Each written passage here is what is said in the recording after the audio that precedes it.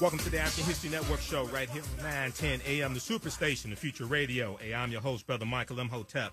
It is Sunday, November 11th, 2018, and we are live tonight. We have a very exciting show planned for you tonight. It's been a busy, busy week. It seems like, 2 weeks of events happened since the last time we talked, unless you watch my Facebook Live broadcast, because I just broadcasted on Friday.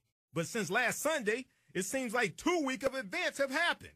We had midterm elections that took place, and we saw some shockers, and there's still some races that still have to be determined. They're still counting. And we saw a blue wave did happen, and more elections are going the way of Democrats as well. We also saw that Jefferson Beauregard Sessions III, Donald Trump's attorney general, was forced to resign the day after midterm elections. We saw Trump held a debacle of a press conference, pointing blame at everybody else except himself. But that's what a narcissist does. We saw him leaving to go abroad on Friday, and we saw another debacle of a press conference. We saw Trump attack 6 African-American women just in from between Wednesday and Friday. We saw him attack 6 African-American women. He's losing his mind, and that does not include Maxine Waters. That does not include Maxine Waters either, okay?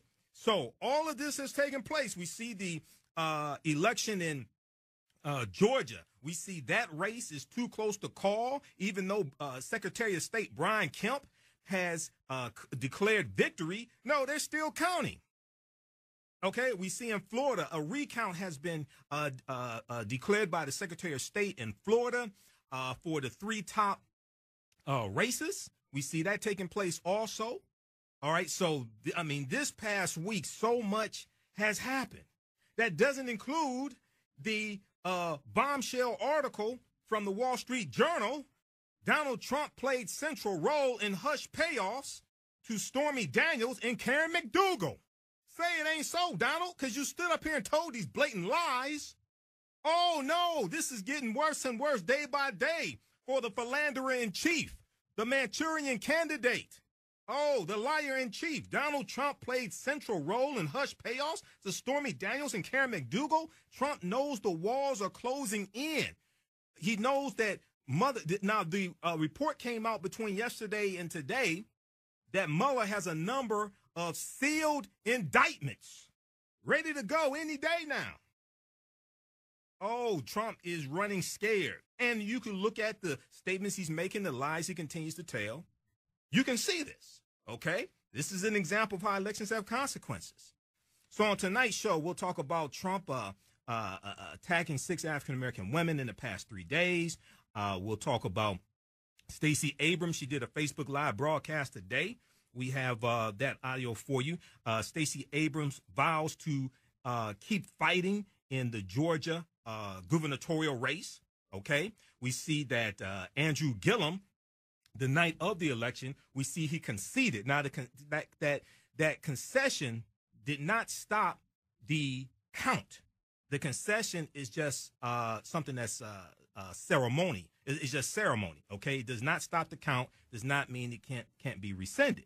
All right. He did a press conference on Saturday and said he's rescinding that concession, and he wants to and there's going to be a recount. Secretary of State in Florida has declared a recount. So he said that this may not change the final verdict, but he wants every vote counted. Every legal vote should be counted. OK, so we'll deal with that as well. We'll talk some about the midterm elections, what happened. Then in the Botham Shem John case, we have somewhat of an update there, okay, coming out of Dallas, Texas, because there's been a newly elected Dallas County DA who's African-American male, and he says that the appropriate charge for Amber Guyger is murder based upon what he knows right now. We'll talk some about that as well. And then also, we know that Jefferson Beauregard Sessions III, Donald Trump's attorney general, we know that he was forced to resign on Wednesday, the day after elections. And then it's a whole debacle in the person who Trump put in as the acting AG. This is somebody who's not confirmed by the U.S. Senate. This is somebody who was not in succession to be acting AG. He just totally skipped over Rod Rosenstein, who was next in line, because Trump is trying to shut down the Mueller investigation. And if not shut it down, he's really trying to put restrictions on the Mueller investigation. So Matthew Whitaker has all types of conflicts with him, okay? And go back and watch. I did a few broadcasts this past week. One of them was dealing with, one of them was from Wednesday, the day that Sessions was fired or forced to resign. So go watch that. You can watch it on Facebook or on YouTube. Michael Imhotep on Facebook, Michael Imhotep on YouTube, and the African History Network show on Facebook. So check those out, okay? Then also, one of the last things Sessions did when he left, and this is not getting a lot of coverage because there's been so much going on. Sessions in the last-minute act sharply limited the use of consent decrees to curb police abuses in police departments. Now, this has been a fight that civil rights organizations and others have had with this administration, because unlike the Obama administration, Sessions does not want to hold police officers accountable. He's backed off of using consent decrees. Okay? So this is an example of how elections have consequences. So we'll talk about this and some other things tonight on the African History Network show. Now, we focus on educating, empowering, and inspiring people of African descent throughout the diaspora and around the world, because right knowledge corrects wrong behavior. What you do for yourself, what you do to yourself, and what you allow other people to do to you and get away with is based upon what you think about yourself. What you think about yourself is based upon what you have been taught about yourself. What you've been taught about yourself is based upon everything you've read, heard, and seen about yourself. So when you control the radius of a man's thoughts, you can control the circumference of his actions, because the mind can't do or teach what it doesn't know. Now, we deal with a number of different topics here on the show. We deal with current events and politics, education, economic empowerment, entrepreneurship, relationships, love, sex, health issues, and much, much more. Go to our website, AfricanHistoryNetwork.com, AfricanHistoryNetwork.com. Sign up for the email newsletter at our website, AfricanHistoryNetwork.com, or text the word Kemet, K-E-M-E-T, to 22828. Text the word Kemet, K-E-M-E-T, to 22828 to sign up for our email newsletter as well, okay? All right. So, and let's see, what was the last broadcast I did? I did one Friday. You have to check them out. We put some of them up on in audio podcast form also, okay, at blogtalkradio.com/The African History Network Show. All right, so if we look at just briefly what took place on Tuesday, the election, right? Over 100 million people came out to vote in midterm elections, setting a record for midterm elections. Now, I did a broadcast on Tuesday also, because there were a number of irregularities that took place. There were broken machines, there were long lines, there were rejected ballots, all this taking place. A lot of these irregularities were taking place in Georgia. Okay, I don't know why. I don't know why, but a lot of these irregularities were taking place in Georgia. So there were two good articles from the Washington Post, one November 6th and one November 7th. Broken machines, rejected ballots, and long lines, voting problems emerge as Americans go to the polls. Who would have thought that all these problems would take place, right? And then in Florida, what's interesting in Florida, now I was watching this on MSNBC. I was watching this take place. I watched the announcement of the recount that's going to take place. And what's interesting in Florida is that you have Rick Scott, Governor Rick Scott, and also Donald Trump, and people like Republican Florida Congressman Matt Gaetz, and then also now little Marco Rubio, insinuating or saying outright that there's fraud involved, but providing absolutely no evidence to substantiate the claims of fraud. Because in the lawsuits that Republicans filed in Florida, there's nothing in the lawsuit alleging fraud. There's nothing in the lawsuit alleging criminal acts or anything like this. But this is what these people are saying in interviews. Okay? So I just find that very interesting. So and we see that Broward County, we see that they had not finished the count. They had an inordinate amount of absentee ballots that came into Broward County, but it has a high population of non-white people also. So you see Governor Rick Scott, making accusations about Broward County and the county clerk there, who was appointed by Jeb Bush, okay, before Governor Jeb Bush, right? But if there was a problem with her, you're the governor, why didn't you fix it? If there was a problem with her, and there's been a problem for some time, you're the governor, why didn't you fix it? Okay? So, Broken Machine, and also, hey, we're broadcasting on Facebook Live, 910 AM Superstation on Facebook. Follow us there.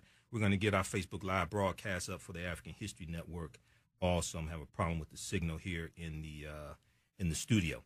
But broken machines, rejected ballots, and long lines, voting problems emerge as Americans go to the polls. So you had civil rights groups and election officials who fielded thousands of reports of voting irregularities across the country on Tuesday, November 6th. Now, by 11:30 a.m., they had taken about 10,000 calls about irregularities with voting.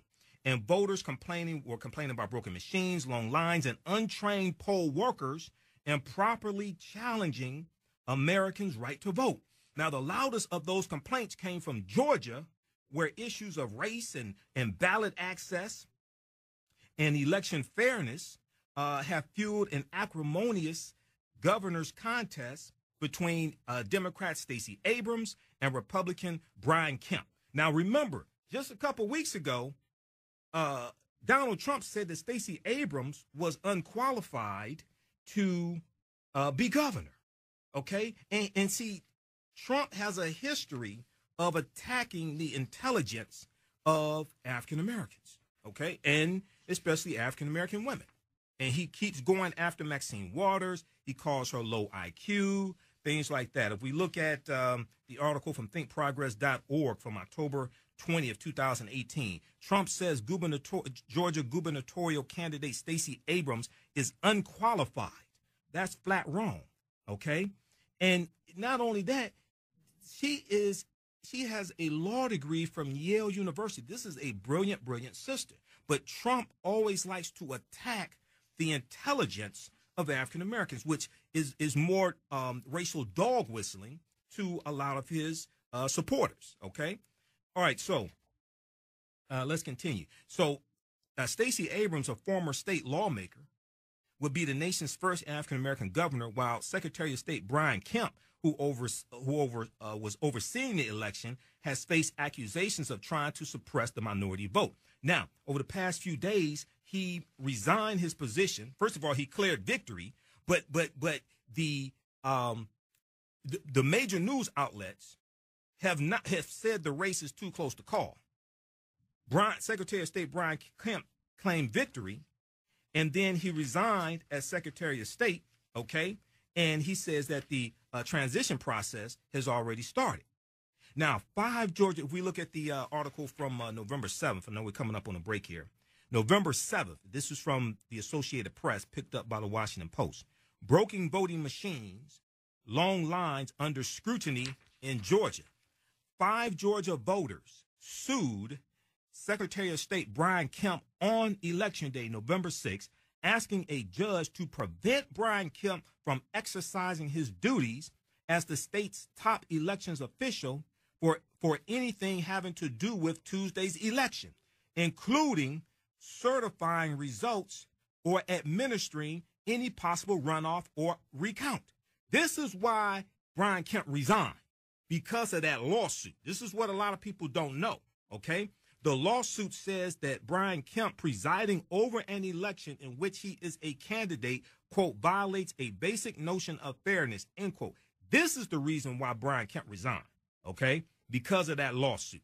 All right, we're coming up on the break. You listen to the African History Network show, 9:10 a.m., the Superstation, the Future Radio. I'm Michael Imhotep. When we come back, we'll talk about Trump's attack on 6 African-American women just in the past 3 days. And then we're going to play a clip from Maxine Waters from this morning on AM Joy. You don't want to miss that. We'll be back in a few minutes. 9:10 a.m., the Superstation. I'm Michael Imhotep. We'll talk to you in a few minutes. Welcome back to the African History Network show right here on 9:10 a.m., the Superstation, the Future Radio. Hey, I'm your host, Brother Michael Imhotep. It is Sunday, November 11th, 2018, and we're talking about what happened this past Tuesday with midterm elections. We're talking about the fallout. The next day, Wednesday, Trump is losing his mind, firing Jefferson Beauregard Sessions III, his attorney general, forcing his resignation, and then also attacking 6 African-American women. We're talking about you have 2 weeks of events that took place since last Sunday. I mean, really since Tuesday. You have 2 weeks of events that took place since last Tuesday, okay? So we're covering all of this. And watch the my Facebook Live broadcast that I've been doing as well, because I can go more in depth into some of these events. And I've done, I think, 3 or 4 Facebook Live broadcasts this past week, okay, outside of the show here. All right, so let's go back to the article from November 6th, Election Day. Broken machines, rejected ballots, and long lines, voting problems emerge as Americans go to the polls, all right? And we saw a number of irregularities taking place across the country, and a lot of this stuff was going on in Georgia, okay? So now Stacey Abrams, a former state lawmaker, would be the nation's first African-American female governor, while Secretary of State Brian Kemp, who oversees elections, has faced accusations of trying to suppress the minority vote, okay? And before the break, I was talking about how there was a lawsuit that was filed from 5 Georgia voters who sued Secretary of State Brian Kemp on November 6th, Election Day, asking a judge to prevent Kemp from exercising his duties as the state's top elections official for anything having to do with Tuesday's election, including certifying results or administering any possible runoff or recount. This is the reason why Brian Kemp resigned. Now, in one downtown Atlanta precinct, voters waited 3 hours to cast ballots after local election officials initially sent only 3 voting machines to serve more than 3,000 registered voters. In suburban Gwinnett County, the wait surpassed 4 hours as election officials opened the polls, only to discover their voting machines were not working at all, voters said. Both locations serve predominantly African-American voters, feeding worries among some voters that specific groups were being disenfranchised amid signs of record turnout for a midterm election. Okay? Now, the chairman of the Gwinnett County Democratic Party's name is Gabe Okoye. He said, look at the people here. Okay? He said, if you're going to play tricks anywhere, you're going to do it here. And he watched mostly African-American voters enter and leave the voting location. He said, see the demography of these voters. All right? So the wave of complaints from voters came at the end of a campaign season dominated by concerns about ballot access and voting rights.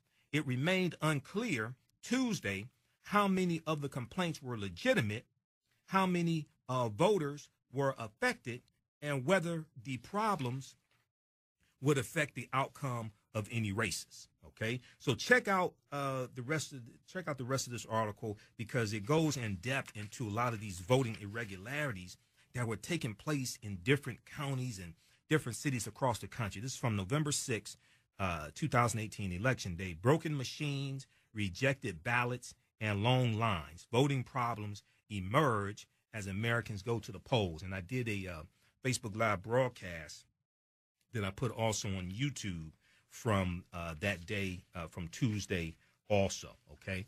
All right, now, let's continue here. Okay, so we have, when we look at Georgia, all right, and Atlanta Journal-Constitution, has a really good article that was updated about an hour ago. And this deals with what's going on in the Georgia race. And we're going to go to, in just a minute, we'll go to Stacey, the broadcast Stacey Abrams did earlier today. We'll go to that in just a minute. But Georgia election update. Kemp's lead shrinks. Abrams to file new lawsuit. Kemp's lead shrinks. Abrams to file new lawsuit. And yeah, this was updated 3 hours ago now. I had to refresh my screen. So the unsettled race for Georgia governor tightened over the weekend as Democrat Stacey Abrams prepared litigation to force the counting of more provisional ballots, while Republican Brian Kemp's campaign said her refusal to concede was, quote unquote, a disgrace to democracy. Well, all the ballots haven't been counted yet. So how is this a disgrace to democracy? Did you say it was a disgrace to democracy when it took weeks for, what's his name, Roy Moore down in Alabama to concede? Republican, who was accused of being a pedophile? Now, the clash heightened as a cache of 5,500 provisional and mail-in ballots were reported that showed Kemp's lead over Abrams shrinking slightly to about 59,000 votes. Some came from counties that days earlier reported all votes had been tallied. So look, see, this is why now there's pressure on Stacey Abrams to concede. But she's saying, wait a second, all these votes haven't been counted. And then also Friday night on MSNBC, I think it was All In with Chris Hayes, her campaign manager was on. And her campaign manager said that about 30,000 ballots were found that had not been counted. Okay? The clash heightened as a cache of 5,500 provisional and mail-in ballots were reported that showed Brian Kemp's lead over Abrams shrinking slightly to about 59,000 votes. Some came from counties that days earlier reported all votes had been tallied. Okay? Now, the newly reported votes overwhelmingly titled to Stacey Abrams and triggered a wave of celebration for Abrams supporters. But she still needs to net about 22,000 votes to force a December 4th runoff, and there aren't many votes that have yet to be reported. There are not many votes that have yet to be reported. It is unclear, however, just how many votes are still outstanding. Brian Kemp's campaign said there are so few remaining that it's mathematically impossible for Abrams to win. But Stacey Abrams said there's a larger group or cache of votes still unreported. Now this is important. No major media outlet has yet called the race. They said it's too close to call. No major media outlet said the race is over. Brian Kemp is the declared winner, nothing. And with a margin this tight, they are likely awaiting the certification of the votes this week. The Atlanta Journal-Constitution does not call election contests. Okay, so earlier today, sometime this afternoon, Stacey Abrams did a broadcast on Facebook. Let's listen to what she said. Hello, Team Abrams, Team Georgia, Team Democracy. This is Stacey Abrams, and I wanted to talk to you today about why we are fighting so hard. On December 4th, there will be runoffs across the state, but there's actually one election that's not a runoff. It's a do-over. Back in May, Dan Gasaway ran for office in his state legislative seat, and at the end of that election in May, he discovered that there was discrepancy in the votes. Now, in that election, Republicans didn't clamor for him to step down. They didn't demand that he concede. They supported their colleague who did his own investigation, who pulled out plat maps and looked at real estate and figured out that thousands of voters had been misallocated and that their votes weren't going to count. And because of that, he's getting a do-over granted by a state court judge on December 4th. This isn't a runoff. This is simply him getting a chance to do what the judge said, which is that people should have confidence that their votes matter, that when their votes are cast, they should count. And that's what we're doing here in this election. That's why we continue to fight. We continue to fight because it's not whether I win or lose. I'd love to win, I want to win, but that's not the point. The point is that the system has to work. The point is we have to have confidence in that system, that our democracy is bounded together by our common belief that what we do matters, that our votes matter, and that every vote counts, no matter where you start, no matter how you think, no matter what you believe. You see, the reality is 30,000 extra votes are out there. They may be for me, they may be for my opponent, but it doesn't matter. What matters is that we know where every vote is, and that no one's vote gets discarded because someone decided it's time up. Because that's not how this works. Dan Gasaway lost his election on May 22nd, and it took until September for a court to say he gets a do-over. I want Georgia's democracy to work for all of us, and I want that to mean something. And that means we're going to keep fighting, we're going to keep investigating, and we're going to keep reporting the truth. But I want to say thank you to you, because this is hard. It's hard not to just reach for closure and say, oh well. It's hard not to just give up. But it's your spirit, your emails, your text messages, your Facebook posts, your Instagram posts. It's those tweets that you're sending out that say keep fighting, because you know what I know. This isn't about me. It's about us. On the Sunday, I'm thinking about a sermon that Dr. King gave about the Good Samaritan. And he talks about the fact that when we think about the Good Samaritan, we often reflect on him stopping to help that one person on the side of the road. But what Dr. King reminds us is that somebody should have fixed the road. Somebody should have made sure muggers weren't doing wrong and hurting people. That it's good that the Samaritan stopped, but what would have been better is fixing the system. And that's what I'm here to do, to make sure that our system works for everyone, Democrat, Republican, Independent, because democracy demands that we do our best every day for everyone. So thank you for standing with me as we continue to fight. Okay, so that was Stacey Abrams from her Facebook page. Follow her on Facebook, Stacey Abrams. She has about 130,000 followers, I think it is, something like that. But that was from earlier today. That was sometime this afternoon, okay?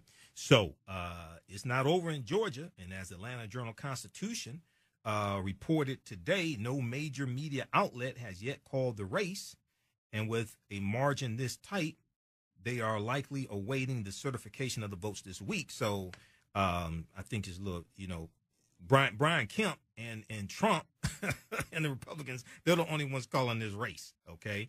Trump tweeted that basically Stacey Abrams should move on. It's like, no, the fight isn't over yet, okay? All right, so then in Florida, you have Andrew Gillum, who conceded Tuesday night. Now, on Roland Martin's daily digital show on Roland Martin Unfiltered, Tuesday evening, he did a 5-hour live broadcast of election coverage and the returns and things like this. It was from 8 p.m. to 1 a.m. And he talked to the Gillum campaign, and they said the reason why Andrew Gillum conceded that night was because based upon how far behind he was in the votes and based upon the number of votes that were still out there to be counted, they didn't think they could make up the ground, okay? But him conceding did not stop the count, okay? However, a recount has been called for Florida for the 3 top races, okay? The Secretary of Agriculture and the governor and the Senate race as well, okay? The Associated Press has an article about this. AOL.com picked it up. Other news outlets have picked it up also. Florida election recounts underway as tensions rise, okay? And this is from this morning. And so the recount was announced yesterday. It's supposed to start this morning about 8 a.m., something like that. But the first election workers have begun the enormous task of recounting ballots in Florida's bitterly close races for the U.S. Senate and governor, ramping up their efforts after the Secretary of State ordered a review of the 2 nationally watched contests, okay? So you have those 2 contests, but the third one that they ordered a recount for was for the Secretary of Agriculture there for the state of Florida. Now, Miami-Dade County election officials began feeding ballots into scanning machines Saturday evening. The tedious work in that one South Florida county alone could take days, considering some 800,000 ballots were cast. Multiply that by 67 counties in the nation's third most populous state, Florida, and the scope of the task was beginning to sink in Sunday. Now, you had people outside of yesterday. You had protests outside of the county office there, county clerk's office, I guess it was, there in Broward County, okay? And you had a lot of Ron DeSantis, Republican candidate for governor, Ron DeSantis supporters out there shouting, lock her up, lock her up, lock her up, okay, for the county clerk there in Broward County, who's an African-American female, all right? Yet when Republicans filed their lawsuits in court over the election proceedings, they didn't cite any criminal acts. There's no evidence of any criminal acts. So why are you saying lock her up? Lock her up for what? When Republicans filed the lawsuit, there were no allegations of any criminal acts. So why are these white people out there calling for this African-American woman to be locked up? And you're in the deep South. You're in Florida, which has a whole history of racism towards African-Americans.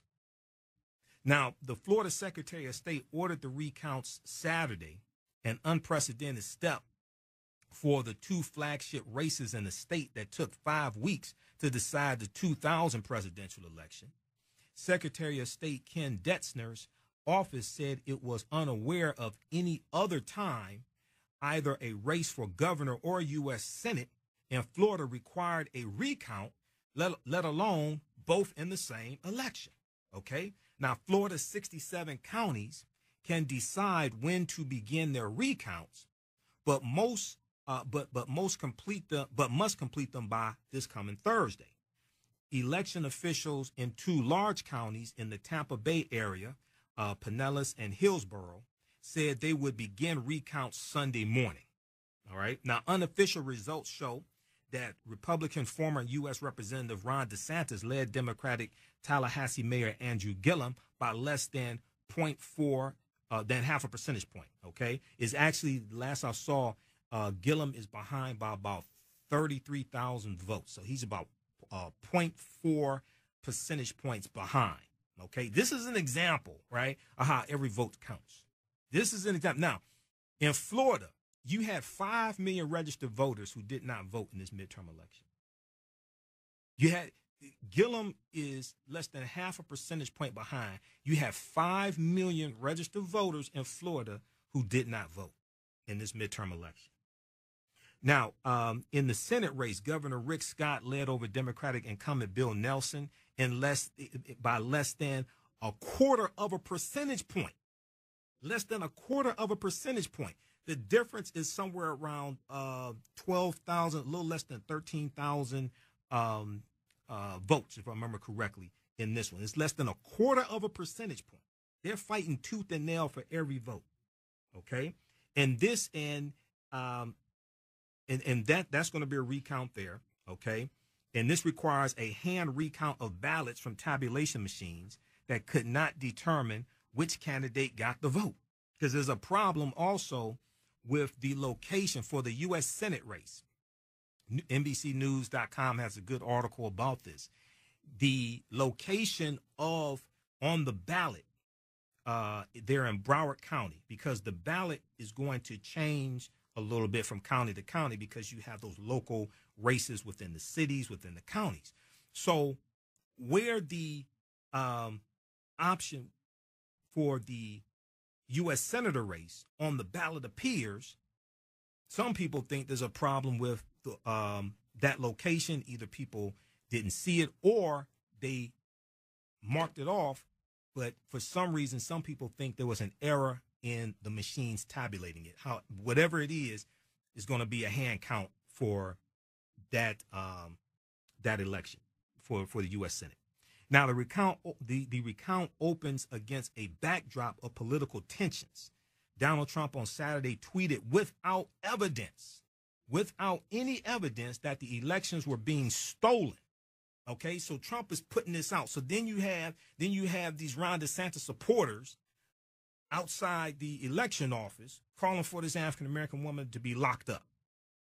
Okay, and a lot of them are feeding off of this nonsense that Trump and Rick Scott was on. One, he did a press conference. Two, he was on Fox News. Okay, insinuating that they're trying to steal the election. No, they're trying to make sure every vote is counted. Angry protesters gathered at an elections office in Broward County on Saturday, waving signs and shouting with bullhorns. Following the announcement of a recount, Andrew Gillum withdrew his concession in the governor's race.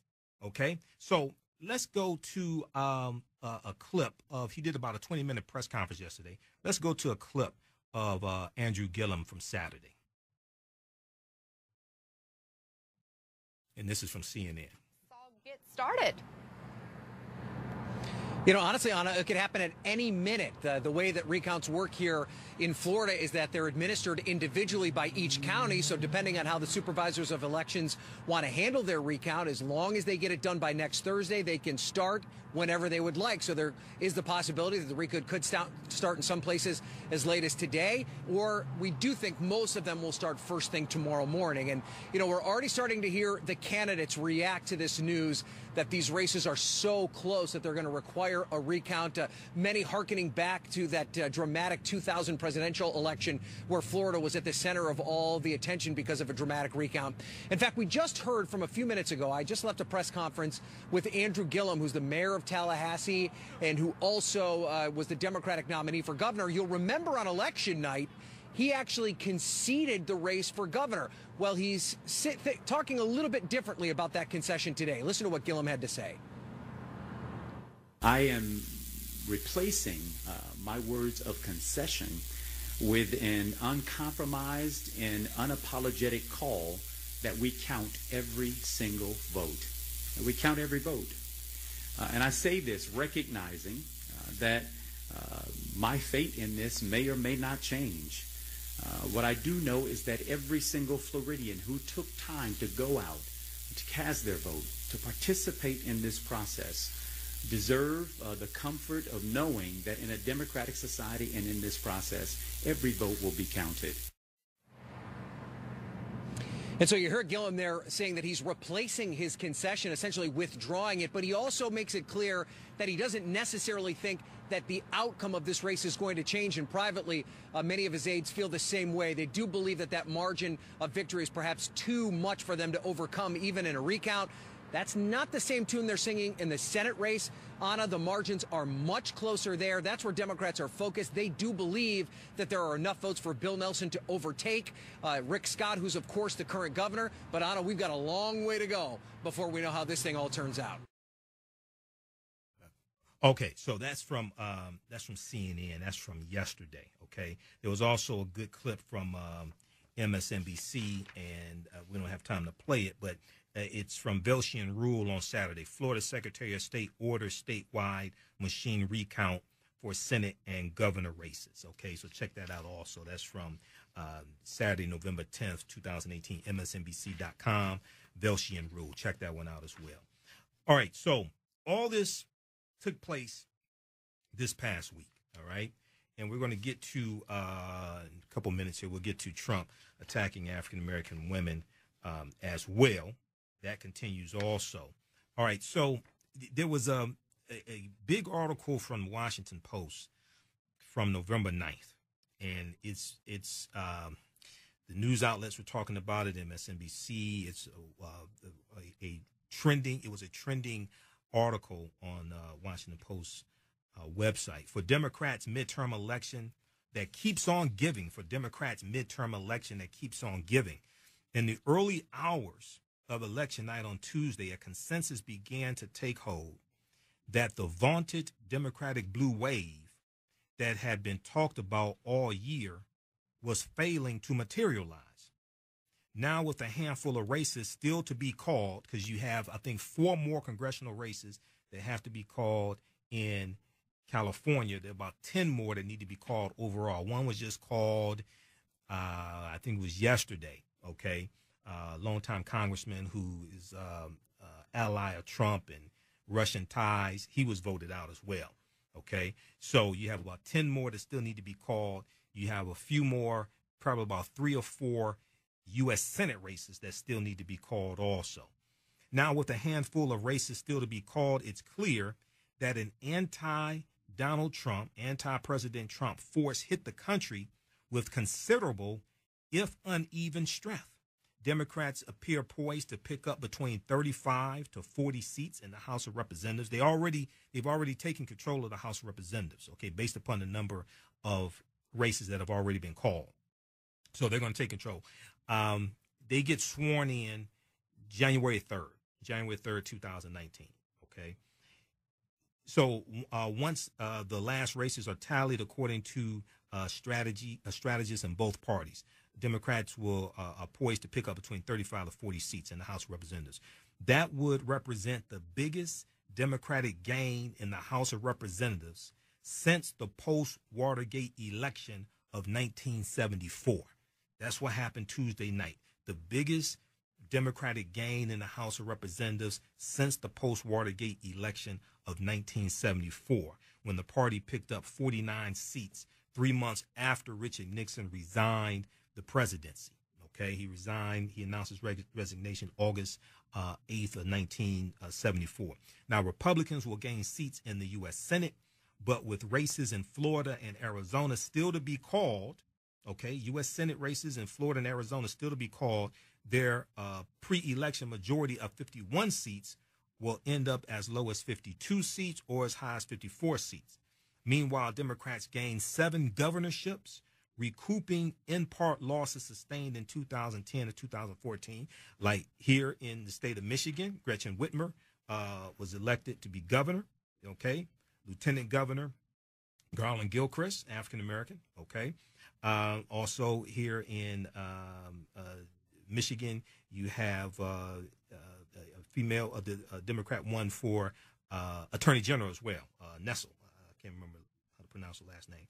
Meanwhile, Democrats gained 7 governorships, recouping in part losses sustained in 2010 and 2014, and picked up hundreds of state legislative seats where they had suffered a virtual wipeout in the previous 2 midterm elections. So it's a little more than 300 state legislative seats. Now, over the 8 years of President Obama, they lost about 900 state legislative seats. They gained about a third of those back Tuesday.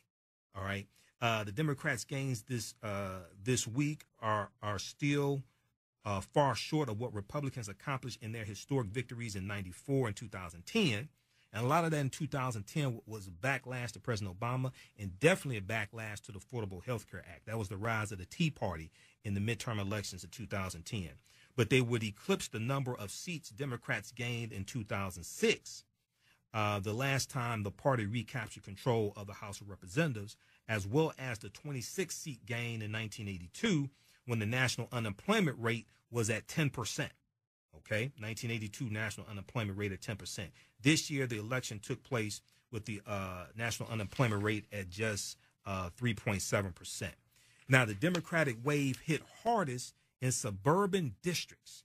The Democratic wave hit hardest in suburban districts, many of them traditional Republican territory, where college-educated voters, particularly women, dissatisfied with the Donald Trump backed Democratic challengers. Okay, Ronald Brownstein of the Atlantic and CNN, the Atlantic publication and CNN, who has closely tracked these changes over many elections, noted in a post-election article that before the election, 2/3 of Republicans represented congressional districts where the percentage of the population with college degrees was below the national average. Okay, 2/3 before the midterm election, 2/3 of Republicans represented congressional districts where the percentage of the population with college degrees was below the national average. The national average is somewhere around 30%, okay, with college degrees, the national average.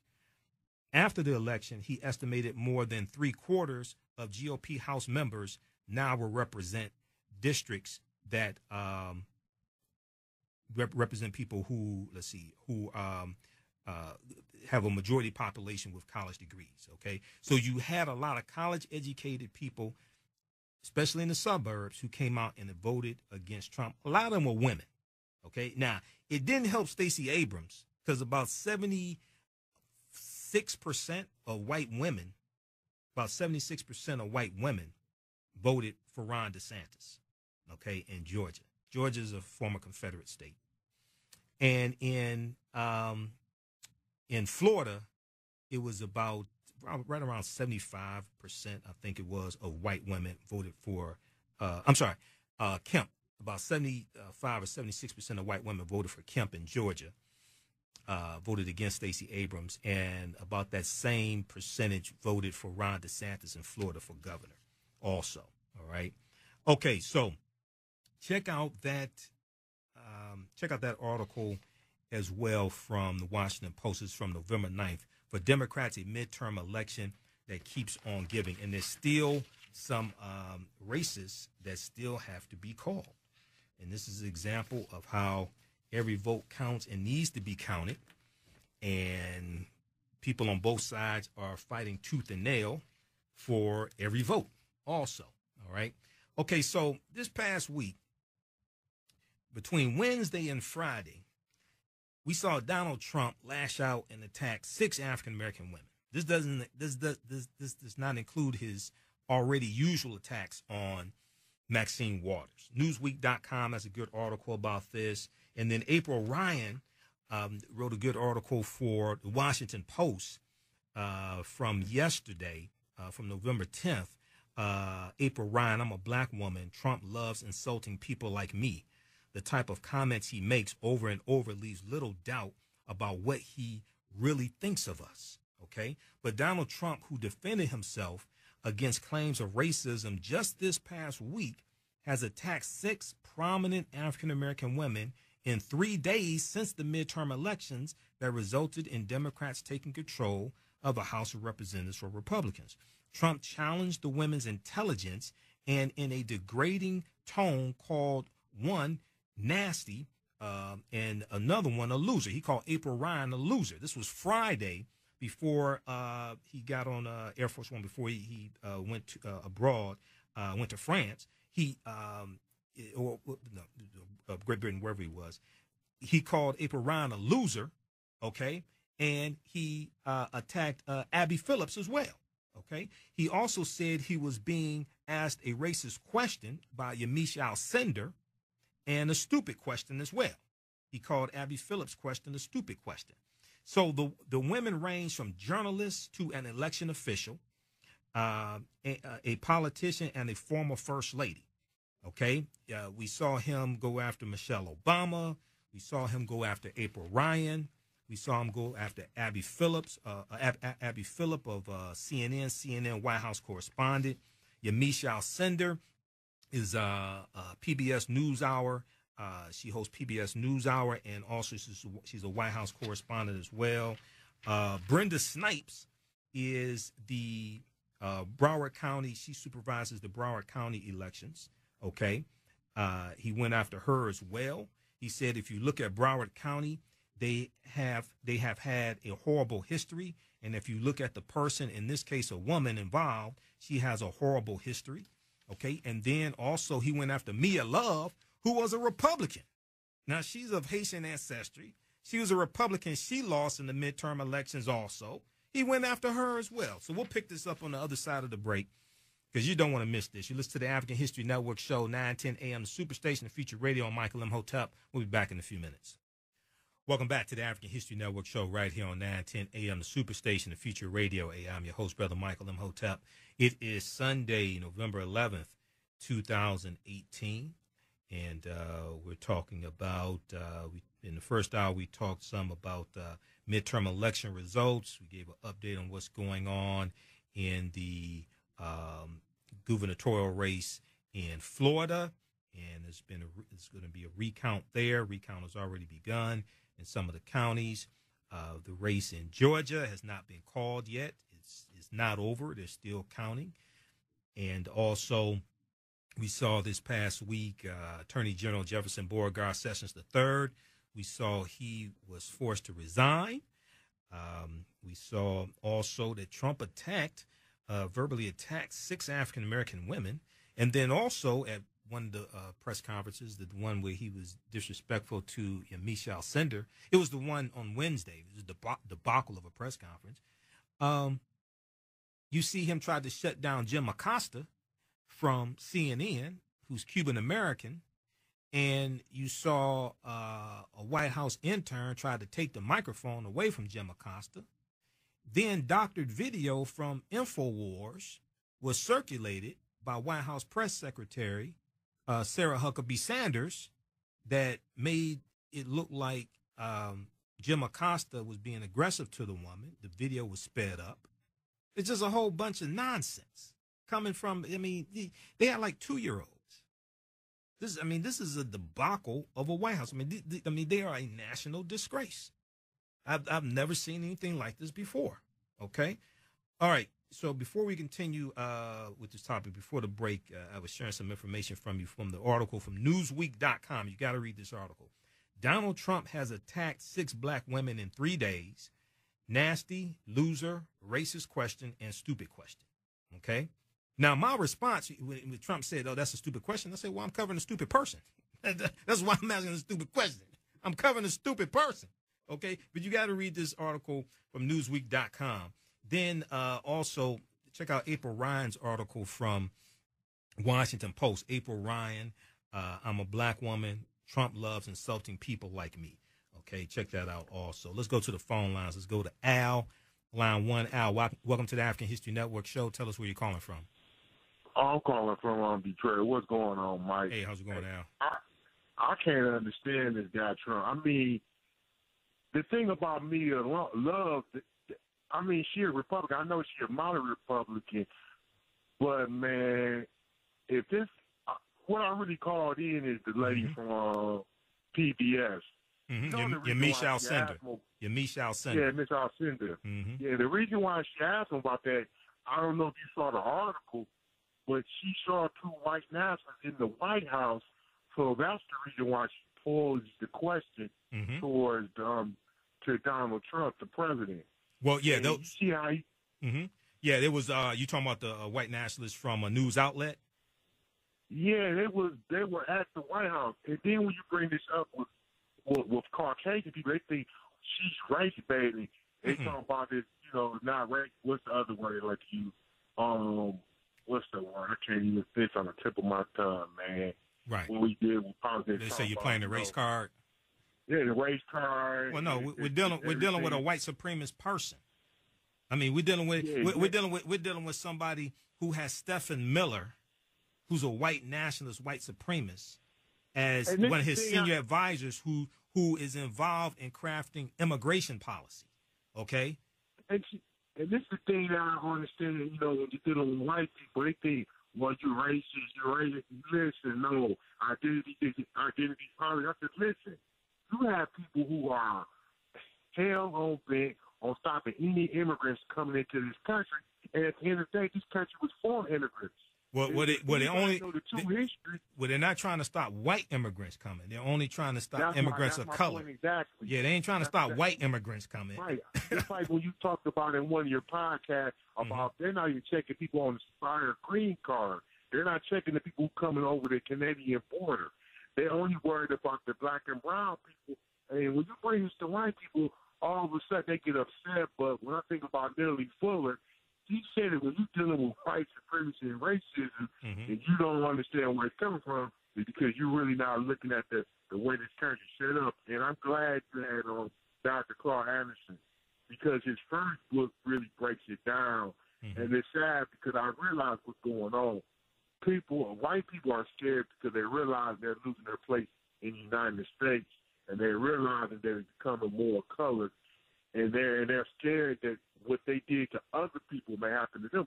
But like I explained to one person, Jewish people, Italian people were all considered just as bad as even were considered just like blacks. But the only reason why they were able not to be controlled is because of their skin color. And when you bring it up, they always say, oh, it's racism. But I'm realizing they don't want to really look at the history, and I'm glad that you have a show like this to really break it down.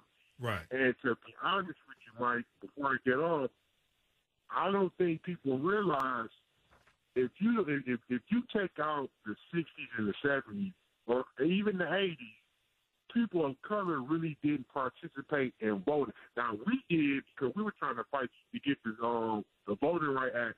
But if it wasn't for Jesse Jackson, you wouldn't have Latinos.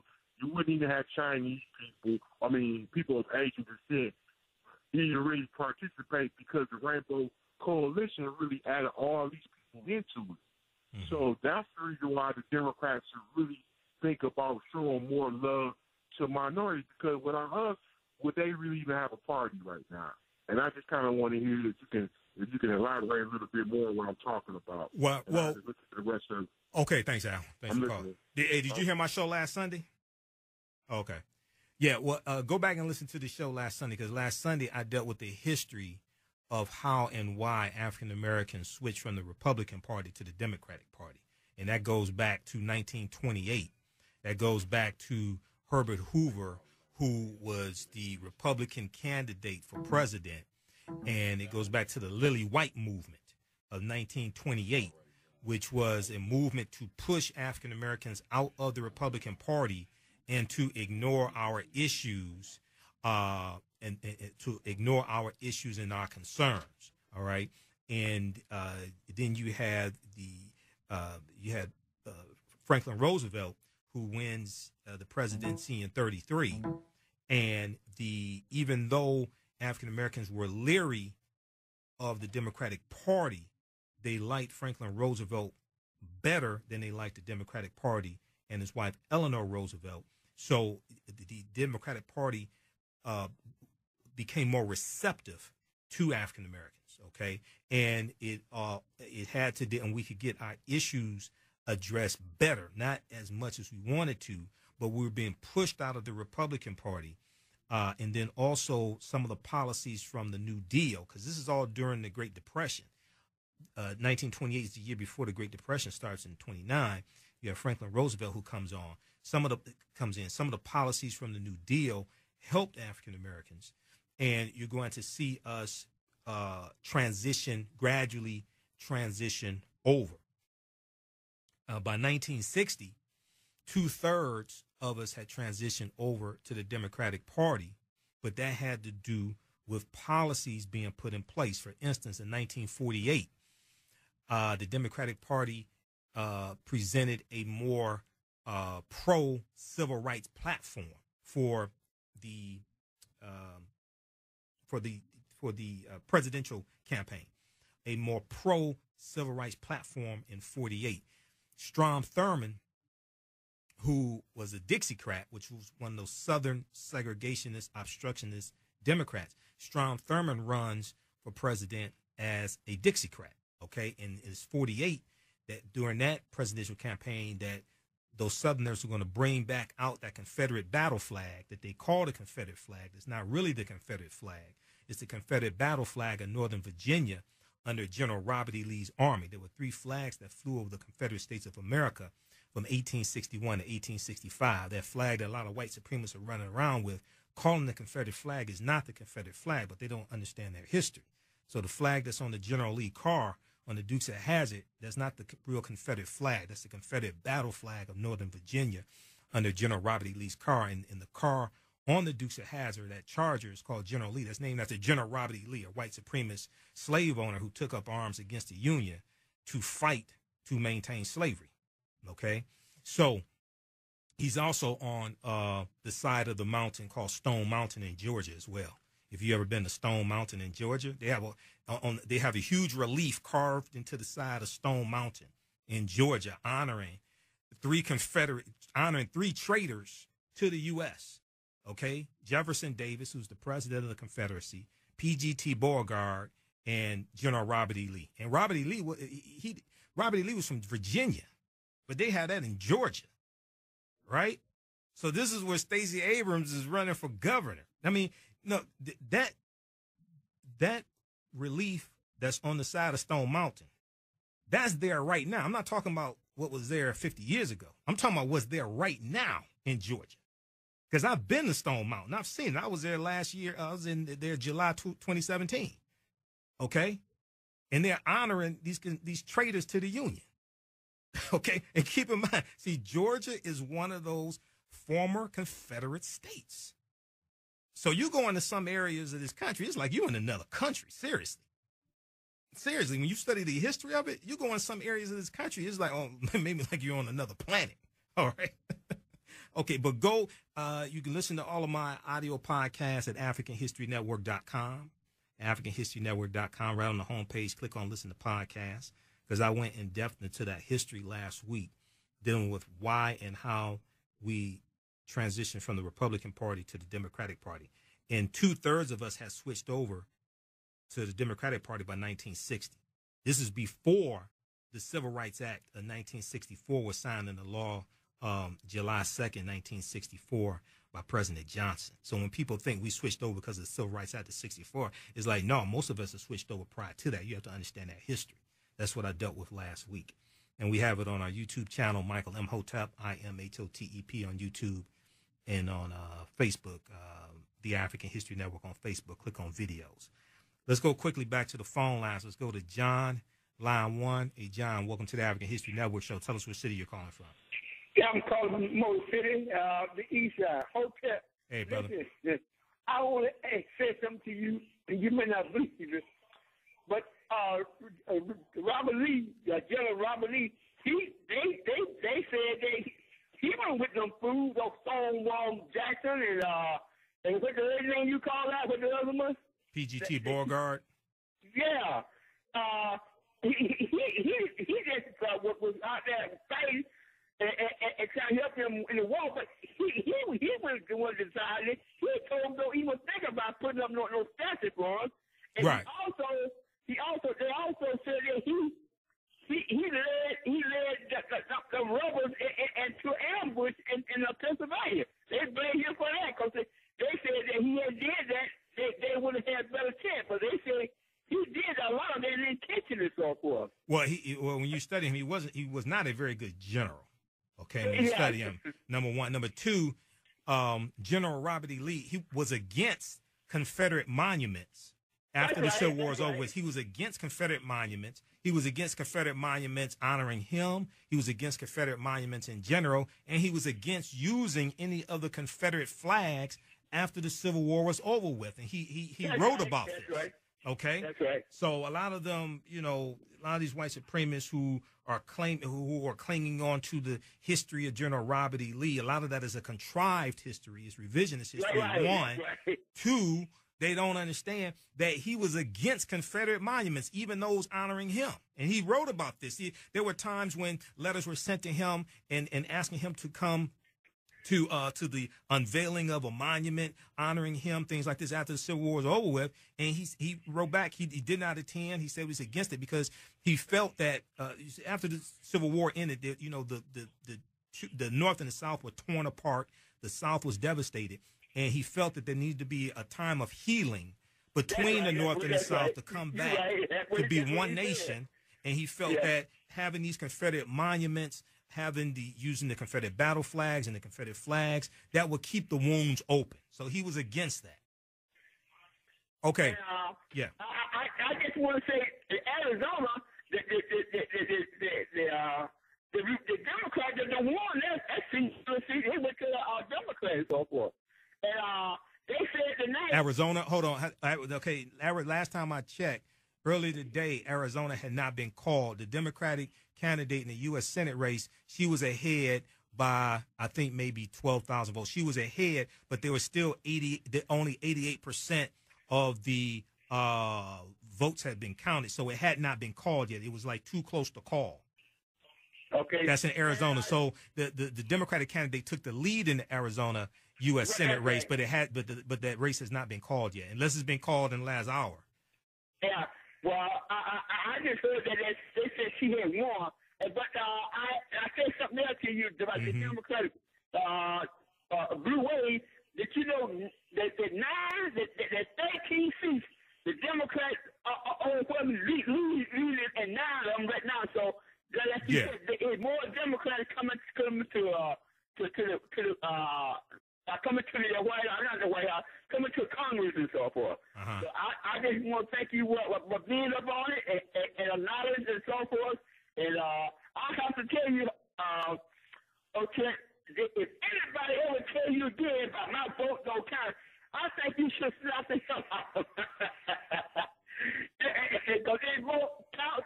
What they try to do now, keep them a vote and so forth. Well, they don't understand it. And the question I would ask them is, why are Republicans fighting so hard for these races? Why was there so much voter suppression like in Georgia, right? That's right. See, people go ahead. And they say if they have some folks say they should have a duo with this whole election. They should have a whole new election with Florida and Georgia. That's what they're saying, but it costs money. But they said they should have a whole duo by running for the Georgia governor and the Florida. So well, in Florida, here's the thing. Here's the thing, man. In Florida, and then I have to run. But in Florida, you have 5 million registered voters who did not vote in the midterm election in Florida. And Joe Madison was screaming about it the day on TV on radio. Who? Who was that? Joe Madison. Joe Madison, yeah. Yeah. He said that a lot of African Americans, he screamed about African Americans didn't come out and vote like they should have. If more of them have voted, there'd be this would have been already done. You know, and it's hard to cheat a landslide also. Okay, man, I got to run, John. Thanks for calling. All right, thanks, brother. Thanks. Okay, so we're broadcasting on our Facebook fan page, the African History Network. I was having problems with the phones trying to broadcast, but we have that up and running now. Once again, read the I talked about this a number of times here. Read the article from MSN.com. America's white population shrinks for the first time as nation ages. America's white population shrinks for the first time as nation ages. This is from June 21st, 2018, MSN.com. And read the article from the New York Times from June 20th, 2018. Fewer births than deaths among whites in majority of U.S. states. Fewer births than deaths among whites in majority of U.S. states. And what this deals with the study and the press release from the U.S. Census Bureau that came out June 21st, 2018, that talks about how in 26 states out of 50, white people have a negative birth rate, which means more of them are dying in 26 states out of 50 that are being born. Now, you have some white people, not all of them, but you have some white people who fear the browning of America, and they fear becoming a numerical minority in this country. And most of those people who fear that voted for Donald Trump. I'm just saying. Okay. So this is what we're dealing with. All right. Read the press release from the U.S. Census Bureau. Midwest home to most of the counties with decreases in median age. Midwest home to most of the counties with decreases in median age. Okay, that's from June 21st, 2018, from census.gov, from the U.S. Census Bureau. All right. Okay, so before the break, I was talking about how Trump had attacked 6 African-American women, verbally attacked 6 African-American women, just between Wednesday and Friday of this past weekend, 3 days. Okay. Newsweek.com has a good article about this. Donald Trump has attacked 6 black women in 3 days. Nasty, loser, racist question, and stupid question. Then you have there was a good one also from the Washington Post as well. We know April Ryan wrote an article. April Ryan, who's a contributor to CNN, but she is the White House correspondent for American Urban Radio, and she's been doing that job for 21 years. But Washington Post has also a good article from November 9th. What a stupid question. Trump demeans 3 black female reporters in 3 days. What a stupid question. Trump demeans 3 black female reporters in 3 days. Okay. So we saw Friday morning before he left on the trip, we saw him go after Michelle Obama. So during a gathering with reporters Friday morning, Trump was asked to comment on former First Lady Michelle Obama's forthcoming memoir, her book called Becoming, in which she writes that she will, quote unquote, never forgive Trump for pushing the birther conspiracy theory that falsely claimed Barack Obama was not born in the United States. She said, quote, Donald Trump, with his loud and reckless innuendos, was putting my family's safety at risk, end quote, she wrote. She went on to say, so then Trump said, when Trump was asked a question about her comments, Trump said, oh, Michelle Obama said that. I haven't seen it. He said, I guess she wrote a book. She got paid a lot of money to write a book, and they always insist that you come up with controversial. Well, he said, well, I'll give you some controversy back. He said, I'll never forgive I'll never forgive him, referring to Barack Obama, for what he did to our United States military by not funding it properly. What he did to our military made the country very unsafe for you and you, pointing to the reporters there. Okay. He said, I'll never forgive him for that. He did in many other ways, which I'll talk to you about in the future. But Trump did not talk about, see, that's deflection. He didn't talk about he was like the leader of the birther movement for 5 years. He didn't talk about the fact that in 2011, he recorded a video of himself saying that if anybody if Obama provided evidence that he was born in this country, he would donate $5 million to a charity of President Obama's choice. President Obama produced his long-form birth certificate. You haven't heard anything else about that $5 million pledge. You listen to the African History Network show, 9:10 a.m. the Superstation. I'm Michael Imhotep. We'll be back in a few minutes. Welcome back to the African History Network show right here on 9:10 a.m. the Superstation, Future Radio. Hey, I'm your host, Brother Michael Imhotep. It is Sunday, November 11, 2018. It is our first show after midterm elections. And, I mean, it was crazy, crazy, crazy. I was covering what was going on. Go watch my broadcast, the Facebook Live broadcast, and we put it in audio podcast form from this past Tuesday, November 6th. I did that before 8 p.m. It was about 7 p.m. that I started, 6:37 p.m.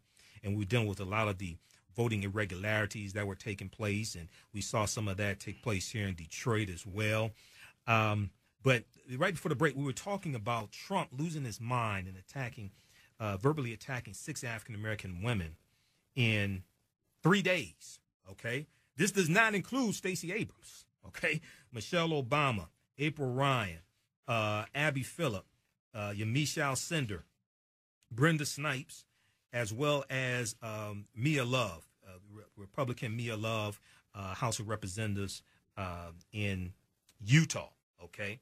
So this morning, yesterday morning on AM Joy, Joanne Reed, they talked about this, and she spoke with Tara Dowdell, who's an African-American female business owner, but she also knows Donald Trump because she was a contestant on The Apprentice.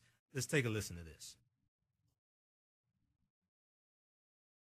On the campaign trail, you called yourself a nationalist. Some people saw that as emboldening white nationalists. Now people are also saying that the president... Such a racist There's some... Do you expect Matt Whitaker to be involved in the Russia probe? Do you want him to... That's up to him. Do you want him to rein in Robert Mueller? What a stupid question that is. What a stupid question. But I watch you a lot. You ask a lot of stupid questions. It's the same thing with April Ryan. I watch her get up. I mean, you talk about somebody that's a loser. She doesn't know what the hell she's doing. Wow. Well, insulting anyone that he thinks is not being nice enough to him is nothing new for Donald Trump. But this week, the 3 people he went after most viciously had something very obvious in common. They were all black women journalists, just doing their jobs by asking questions of the President of the United States. Joining me now is Tara Dowdell, business and political marketing consultant and president of the Tara Dowdell Group, and also somebody who knows Donald Trump. Yes. What is Donald Trump's weird thing with black women? I mean, other than Diamond and Silk. Right. He doesn't seem to like them very much. Well, I'll tell you this. I think there are two things going on with Donald Trump and black women. Number one is that black women have overwhelmingly, we have been the one group that refuses to bow down to Donald Trump. Yeah. We have been on the forefront of the resistance. We are also not just on the forefront of the resistance, but we are actually behind the defeat of a lot of his candidates. It was black women voters, black women organizers. Roy Moore is a perfect example in Alabama, a ruby red state where we talked about this over and over again, but Trump had backed Moore ultimately and came out, aggressively for him. And so that is also part of what his issue is. The second thing is that Trump knows what racial buttons to push. He always has, from the Central Park Five to birther to now. He knows exactly what buttons to push, and he's pushing those buttons. His attacks are specific. Talking about black women are stupid, low IQ. Those are very specific attacks that have a historic context. Yeah. And so I think, number one, Trump knows black women voters are not stupid. Yeah. Because we are the one group that has not fallen for his con in any kind of significant way. Overwhelmingly, we haven't fallen for his con, so he knows that we're not stupid. Well, I mean, I would say that if you support the candidate who is banned from Hot Topic, maybe you should expect to lose. But that's just my opinion. Right. I mean, you never know, right? So anyway, let me just play a little mashup of Donald Trump going after, because it's not just journalists. Here's his take on Maxine Waters. Maxine, she's a real beauty. Maxine. A seriously low IQ person. Seriously. Maxine Waters. A very low IQ person, Maxine Waters. I said it the other day. Yes, she is a low IQ individual, Maxine Waters. I said it the other day. I mean, honestly, she's somewhere in the mid-60s, I believe that. Maxine Waters, a very low IQ individual. You ever see her? You ever see her? We will impeach him. We will impeach the president. But he hasn't done anything wrong. It doesn't matter. We will impeach him. She's a low IQ individual. You can't help it. And that's always his attack, right? It's always going after women's intelligence. Obviously, you know what? I bet you what Maxine Waters is smart enough to do, get your tax returns, because she's going to be the head of the committee that can get your tax returns, Donald Trump. So he also knows that she is a threat to him, and that she is unafraid of him. She is not afraid of him. But even people who have been his allies in the past, Omarosa, also, we all know from The Apprentice, the woman who said that he will make everyone who was ever mean to him bow down. Before she changed sides, she was saying, you will bow down. He then decides she's a dog. A dog. A lowlife. A lowlife. Right. So even his former allies, he's got this particular thing that he tries to go after on people, on women's intelligence, black women. He's called April Ryan a loser. Told her to go find her friends in the CDC. This is consistent. When you dealt with Donald Trump, is this racism plus sexism, or is this a strategy? I think it's all three. I think Donald Trump is a racist. I think he's also a sexist and a misogynist. But I also think he is a master he just has this masterful understanding of what buttons to push. He saw what the Republican Party really was. He saw what really excited the base, and he jumped on the bandwagon. He never creates anything. He jumps on bandwagons. But I want to just make a point about why what he's doing is so particularly insidious to black women. As a small business owner, a study came out and said that his rhetoric is actually having, scientifically, his rhetoric, it was in the Washington Post on Halloween, his rhetoric is actually having an impact on people, not just people who already have, tendencies in terms of racism, but having an impact on white people generally. And let me tell you why that's important. Because as a black woman business owner, when I sit across the table from someone and I'm pitching business and they think I'm inferior, or they think I'm not smart, or that I'm low IQ, that affects my ability to get business. That affects my ability to pay the people that work for me. If you're a worker and you're sending a resume out and people have this unconscious or implicit bias, that affects their ability to get a job. We've seen study after study saying that if you can have a resume that's better than a white counterpart, but if you have a black sounding name, that you are likely not to get that job. Yeah. And so that's why this matters. And people need to realize this isn't just about his attacks. This has real world implications on people's lives. Yeah. And I just want to really quickly play, because the other group that he doesn't like, obviously, are journalists. I mean, what he did to Abby Phillip of Politico, I don't know how Politico sends her back in there. He doesn't deserve for her to cover him. She's an excellent reporter. What he did to Michelle Sindor, calling her racist for asking him a question about his comments in Charlottesville in the same 48 hours that someone from Identity Europa, a white nationalist group, went on a tour of the White House and posted Instagram pictures of it, and he had the nerve to call her racist. Michelle Sindor is a down-the-middle, absolutely down-the-middle journalist. But he also has this fixation with Jim Acosta, who, by the way, is Cuban-American, who's Latino. And so here is the exchange, and I don't like to play a lot of Trump on this show, honestly. If then people have noticed, I don't play a lot of it, but I'm going to play this exchange with Jim Acosta because it was so outre for the way a president of the United States comports himself. Take a look. If I may ask one other question, Mr. President, if I may ask one other question, are you worried? That's enough. That's enough. Mr. President, I was going to ask one of the other folks. That's enough. Pardon me, ma'am. Excuse me. That's enough. Mr. President, I had one other question, if I may ask, on the Russia investigation. Are you concerned that you may have? I'm not concerned about anything with the Russian investigation because it's a hoax. That's enough. Put down the mic. Mr. President, are you worried about indictments coming down in this investigation? Mr. President. I'll tell you what, CNN should be ashamed of itself having you working for them. You are a rude, terrible person. You shouldn't be working for CNN. Go ahead. By the way, you know, he works for the competition, but Jim Acosta is a damn good reporter. Right. Okay? He's doing what a reporter is supposed to do. Right. But I want to know what you see going on there. You see Trump pacing. Yep. He looked like he was going to explode. Yep. Then you can see him pay attention to this woman. This young woman is an intern. He has an intern jump up and try to take the mic out of Jim Acosta's hand. And then they use doctored video of that exchange in which Jim Acosta said, ma'am. He called her ma'am. He was very polite. He tried to just finish his question. Then they tried to use this intern being thrown out there to do that to take Jim Acosta's hard pass. Unprecedented. And now he's threatening if reporters aren't respectful, meaning if you don't bow down, if you're not solicitous of him, if you're not nice to him, if your coverage isn't nice, you too will be banned. What do you see when you see Donald Trump pacing and grunting and you hear that breathy voice and he was visibly like enraged? Right. What do you see happening there as somebody who knows him? Donald Trump is vengeful and vindictive, and this is the side that is going to become increasingly worse because he's under pressure on the Russia investigation. He lost seats in the House, and so the more pressure he's under... Does he understand he lost? Does he understand this was a loss even though he said it was a win? I think that he understands it's a loss. He knows that now that the House, whether he thinks it should have been a bigger loss or whatever he thinks. The point is he knows that they have investigative powers, that the House of Representatives has investigative powers. Remember, all these people remember, Trump is used to getting away with stuff here in New York, right? And so he's gotten away with stuff for years, decades. And so now he's in the White House. He's continued to get away with stuff. And now he's at the point where all these Ryan Zinke, who's just hasn't met a form of corruption he hasn't liked. He has all these people in his administration who have not been investigated because of the Republicans being in leadership. He knows that ends now. Yeah, and that his son could get indicted. Right. How far would he go to protect his son? I think he would. I think Trump. There's not anything that Trump wouldn't do. He is a narcissist. He's a malignant narcissist, and he's a vengeful person. Yeah. Well, here we go. Ask some of his family members. Yeah. There you go. Ask Tiffany. Well, anyway, well, let's not even.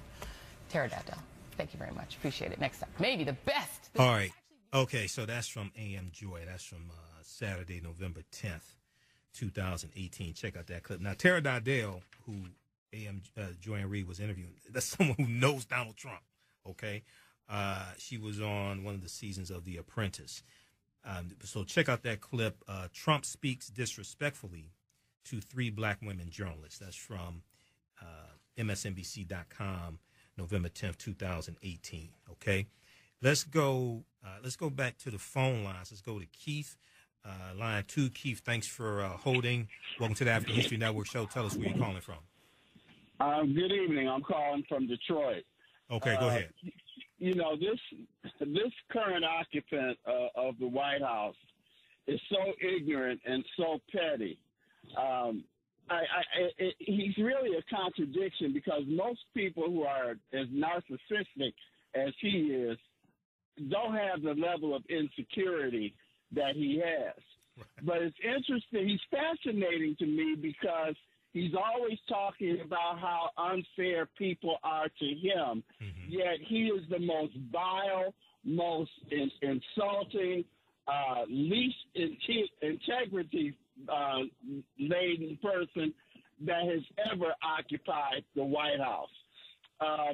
And to show his ignorance, let's just say for the sake of discussion that what he alleged about President Obama was true, that he was not born in the United States. The fact that his mother was a U.S. citizen who had never renounced her citizenship automatically made him a citizen of the United States, regardless to where he was born. But here's what I really called to talk to you about. I want to commend you because a couple of weeks ago, you were talking about the relationship between Eleanor Roosevelt and Mary McLeod Bethune. Right. And I was so elated to hear you talk about that because Eleanor Roosevelt really doesn't get enough of the credit for really pushing Franklin Roosevelt to utilize the talents of black people during World War II. We know about her, what she said with regard to the Tuskegee Airmen, and actually going there and flying with them and saying, you know, we're wasting. Why do we have this? But what many people don't know is that it was because of her visit to Tuskegee that those airmen actually ended up getting serviceable planes that allowed them to perform the mission that they ended up performing. And the other thing that she did with regard to her relationship with Mary McLeod Bethune was that she said that the push to end discrimination was as critical to America's future as the fight for women's suffrage. So as a former history teacher myself, I was really, really glad to see you acknowledge and really celebrate that relationship between those two iconic women. And it's really a story that needs to be told a lot more often. So I just wanted to commend you for that. All right. Thanks, Keith. I appreciate it. Okay, and people can go listen. I talked about that some last week also. I went in depth into the history of why African Americans switched from the Republican Party to the Democratic Party. Okay, and Mary McLeod Bethune in the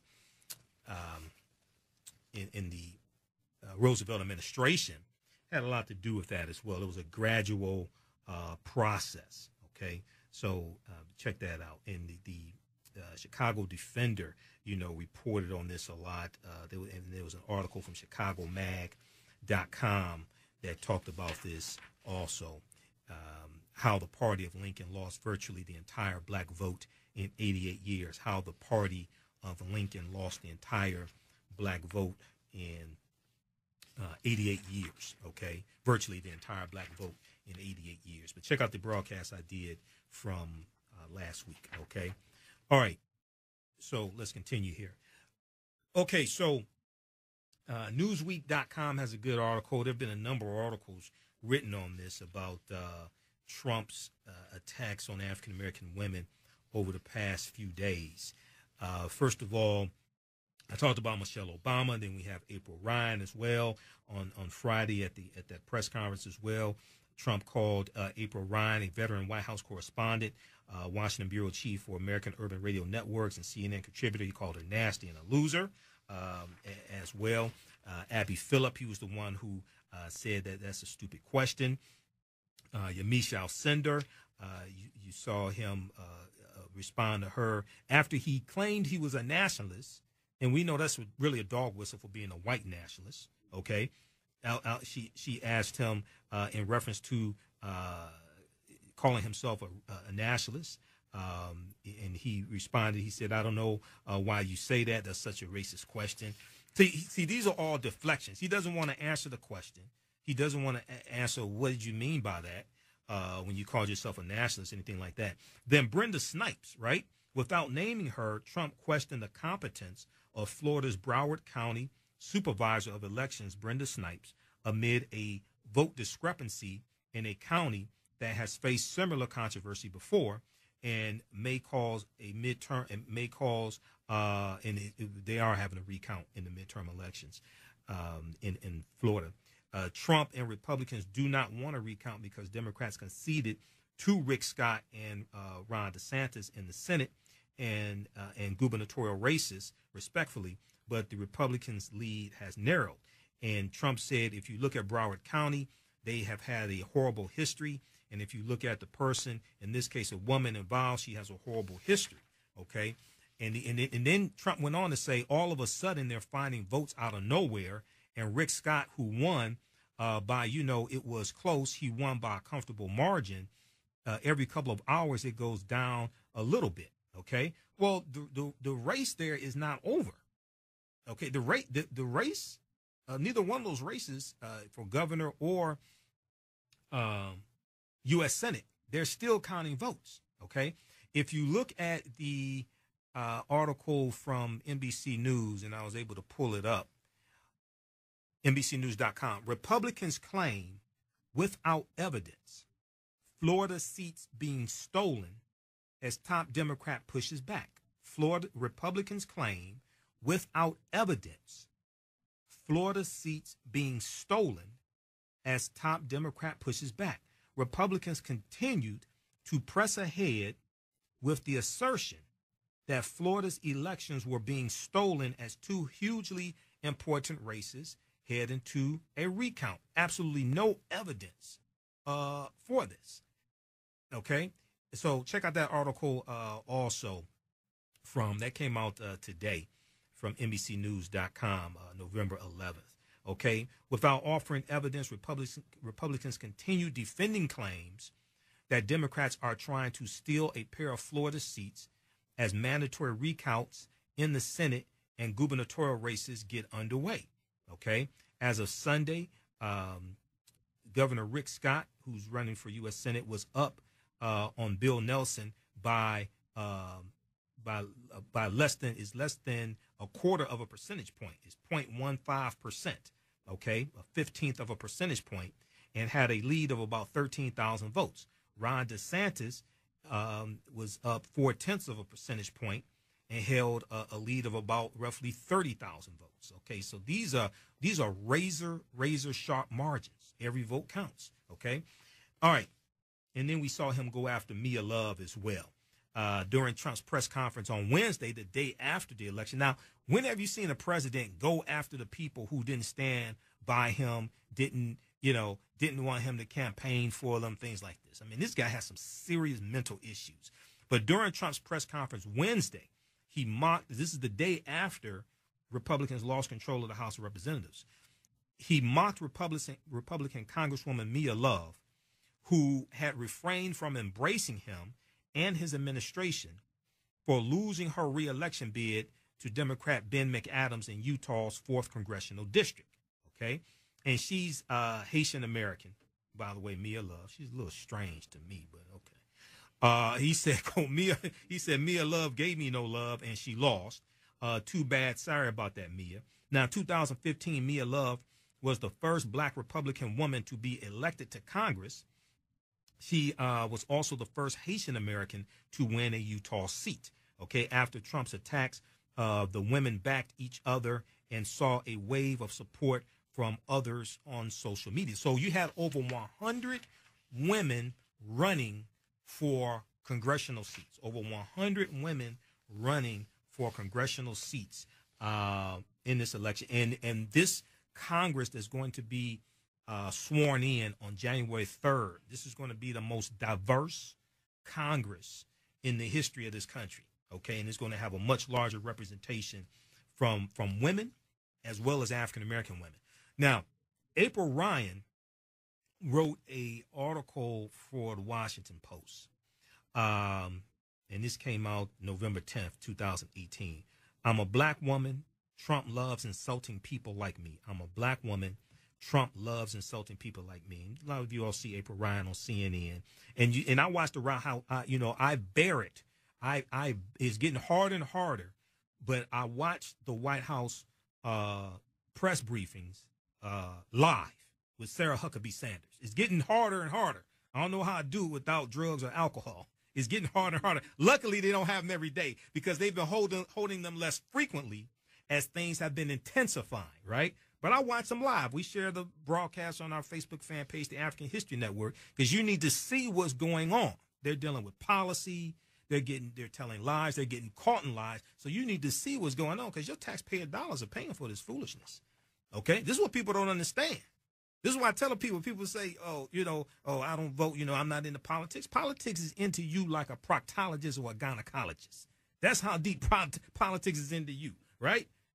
And do you pay taxes? You realize your taxpayer dollars are funding this foolishness, right? Even if it's people in office you don't like. Say you hate everybody on the city council in your city. Say you hate the mayor. Say you hate the city council, all that. You do realize your taxpayer dollars pay for their salaries. And the initiatives, the policies they put in place, like to gentrify you out of the city, you do realize those policies your taxpayer dollars pay for. You do understand that, right? So if they're using your taxpayer dollars to fund policies that work against you, shouldn't you have a say in how your dollars are being used? This is why I tell people, the people like who call in the radio shows every day complaining about elected officials, election day is your opportunity to fire them. That's your opportunity to vote them out of office. Unless you just want to keep complaining. But think about it. When they give tax breaks to millionaires and billionaires to build stadiums, just like they did Little Caesars Arena, over $300 million in tax breaks. Okay? Where's that money coming from? That's on the back of poor people that they're gentrifying and turning their water off and pushing out of the city of Detroit. So a lot of times we don't understand how we're financing our own dehumanization. You need to fire those people. That's your opportunity to fire them. Okay. So Wednesday, when PBS's Yamiche Alcindor asked Donald Trump if his campaign rhetoric was emboldening white nationalists, quote unquote, emboldening white nationalists, Trump, who has in recent weeks rallied against, quote, power-hungry globalists, end quote, a distant immigrant caravan, and called African-American Tallahassee mayor and Florida gubernatorial candidate Andrew Gillum a, quote, stone-cold thief, end quote, with no evidence there either. He called him a stone-cold thief, right? Now, Trump, this is the same guy who had to pay a $24 million settlement in the state of New York for having a fake university. This is that guy, okay? He calls Andrew Gillum a stone-cold thief, all right? And Trump tried to turn the tables by saying that's such a racist question, okay? It's not hard to find the common denominator. April Ryan talks about Abby Phillips and things like this. Though there's hardly anyone from his predecessors to senators in his own party he won't try to shut down with the ad hominem insults, Trump relishes and injects venom into verbal attacks against women of color. Okay? He leaves little doubt about what he really thinks of us. In rally after rally, when Trump says Representative Maxine Waters has a low IQ, he's showing contempt for the idea that a black woman who has sworn an oath to uphold the same Constitution as he should be able to speak her mind if she in any way challenges his authority. When he feuded with Representative Frederica Wilson, Democrat from Florida, over his response to the death of her constituent, LaDavid Johnson, who she knew personally and knew his family, because LaDavid Johnson was part of a mentoring program that she's had there in that area for years, in her district for years, okay? He was an African-American Army sergeant killed in action. Trump failed to live up to his role as commander-in-chief. When he says Stacey Abrams, a Yale Law School graduate and former Democratic leader of the Georgia House of Representatives, is, quote-unquote, not qualified to be her state's governor, he's applying a double standard. When he feuded via Twitter with Jamel Hill, the National Association of Black Journalists 2018 Journalist of the Year, and the sister from Detroit, graduated from Mumford High School in Detroit, okay? And that's also an award April Ryan won in 2017. Trump telegraphed that there's something about being questioned by a black woman that he can't abide, that really gets underneath his skin. Unless it's Diamond or Silk, but they wouldn't question him because they don't do that. One or two of these instances might only leave you scratching your head, but we've reached a point where it's an unmistakable pattern. It's an unmistakable pattern. The journalists covering Trump's presidency are professionals, and I'm confident that all of us, including the African-American women covering the White House, will continue to do our jobs no matter how we're treated by Donald Trump. But we should not have to put up with the kind of treatment we received this week. Not only has the president given cover to people who want to harass us, but he's left the American people with a twisted understanding of how press freedom works, how press freedoms work, or the freedom of the press. He seems not to appreciate that journalists' roles are to hold power to account, and at times seems unwilling to face tough questions. That's true. Okay. All right. We're running out of time here. Let's see. We're going to go to that clip from Maxine Waters in just a minute. Do me a favor. Just cue it up. It started at the 1 minute mark. Just cue it up at the 1 minute mark. Also read the article from AtlantaBlackStar.com. I'm protecting myself.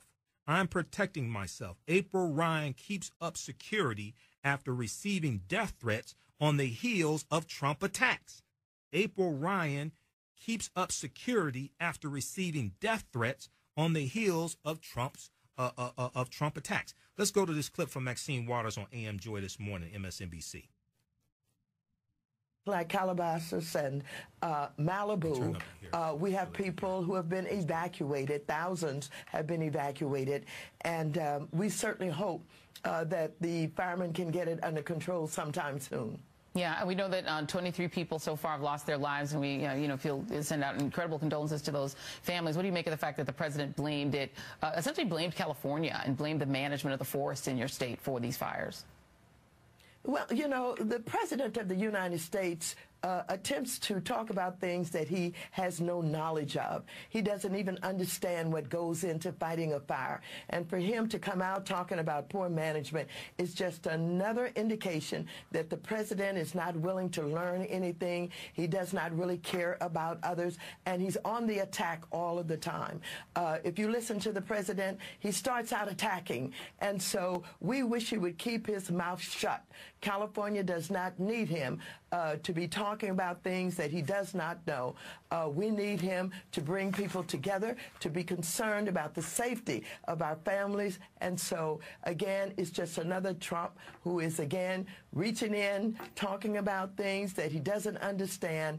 And we need him to just stay away from us. Yeah, we assume he does understand his past financial dealings, and he attacks you a lot. And one could surmise that that's perhaps because he's afraid of you and the fact that you aren't afraid of him, and the fact that you will now wield the gavel on the House Financial Services Committee in all likelihood. You've talked about things like impeachment, but you've also more recently talked about things like Deutsche Bank and looking into money laundering, and really that could get you very close to the Donald Trump finances. Do you intend, I've asked you this before, but what are your intentions as the chairwoman of that committee regarding Donald Trump's finances and his tax returns? Well, first of all, so let me just say that it is a very important committee of the House of Representatives with a lot of big issues. We're working on Dodd-Frank reform issues, trying to make sure that we don't go into another recession. We almost went into a depression in 2008. So first of all, we've got to be concerned about the big financial institutions of America. We also have HUD in that committee. I'm concerned about fair housing and Ben Carson, who has no experience and no background, that's trying to undermine basically the most vulnerable people in our society. So I've got to deal with fair housing. We are about to... Okay, guys, we're out of time. Check out that clip, msnbc.com, hashtag Moment of Maxine from November 11, 2018 from AM Joy, Joanne Reed. In that clip, she also said, later in the clip, Maxine Waters said that the authority to go after Trump's tax returns, that's the Ways and Means Committee from the House of Representatives, not the House Finance Committee. So she would not have that authority. Also, the Black Legacy Coalition to save the progressive programming at the Charles H. Wright Museum of African American History. The next meeting is November 18th. This Wednesday was November 14th. November 14th, Wednesday. Wellness Plan Building, 7700 2nd Avenue, first floor. 7700 2nd Avenue, Wellness Plan Building, first floor, 6 p.m. to 8 p.m. Come on out. We'll try to get that flyer up at our website, AfricanHistoryNetwork.com, AfricanHistoryNetwork.com. Also, look at the article from NewsOne.com. Newly elected Dallas DA says the appropriate charge for Amber Guyger is murder. We'll talk about this next week. We're out of time here. Thanks for listening to the African History Network show. We have the Mail Trek animated series for our children, teaching them their history at AfricanHistoryNetwork.com, AfricanHistoryNetwork.com. And we also have that 8-DVD bundle pack, The Africans That Were Here Before Columbus, The Africans That Were Here Before Columbus. Remember, at the African History Network show, we focus on educating, empowering, and inspiring people of African descent throughout the diaspora and around the world. Right now, it's correct wrong behavior. Wakanda forever. We'll talk to you next week, and stay tuned for Pastor Mo. You listen to 910 AM Superstation, the future of radio.